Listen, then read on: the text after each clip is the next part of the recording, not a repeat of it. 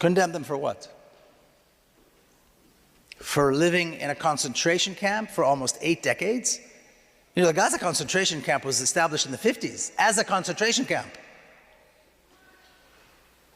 It's not like before October 7th or before a certain year, you know, it was just everybody was free. It's been a concentration camp since the early 1950s. In World War II, the Red Army and the Allies went in to liberate the concentration camps. Why are we not talking about liberating the Gaza concentration camp? It's a concentration camp. Millions of people living in a concentration camp minutes away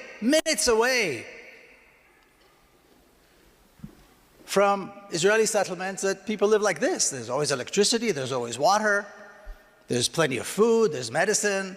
That a child would die from an infection? That somebody would die from dehydration? That there's no access to antibiotics or anesthesia or the best care in the world? It's right there, minutes away, minutes away. So condemn them for what? Condemn the Palestinians in Gaza for what?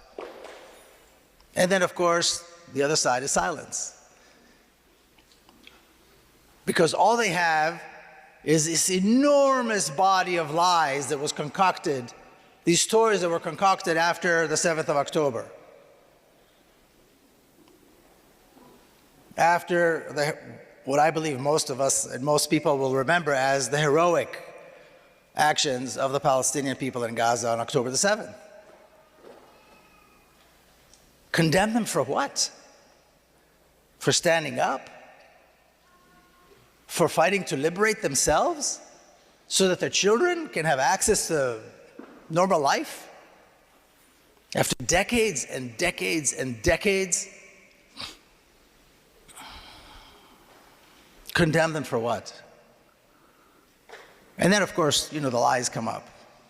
Well, the first few days after October 7th, I went on social media and I expressed my views that I don't believe anything the Zionist media and the Zionist authorities are saying. First of all, because the state of Israel, nobody knew what was going on anyway. They had no idea what was going on. And I would absolutely refuse to believe that Palestinians, brave, disciplined, well-trained Muslim fighters would do what they claimed was being done. That was not going to, that was an impossibility. You'd have to be completely mad or totally racist and ignorant to believe that that was possible, that Palestinians would do these things. It was absurd. Now, over a year later, it's very clear. The majority, if not all, of the casualties were caused by the Israeli military themselves. The death of Israeli citizens was caused by their very government, by their very military. But to the racist ears in the West and the racist ears in this country, claiming that Palestinians did this makes sense. But we know better. We know the truth. And right now it's obvious that it was all lies. There are several documentaries and several reports that have come out that make it absolutely clear that these were all lies. But of course they were lies. The entire apartheid state is founded on lies.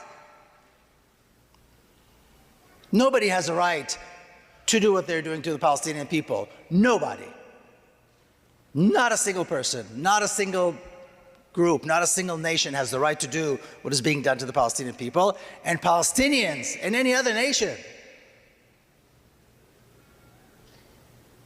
that is on the receiving end of this brutality, this cruelty, this sadistic regime has the right to stand up and fight. And the only ones, and this is, I think, for the first time in history, I've never heard this before. I've never heard before that we condemn people for standing up for their rights to freedom.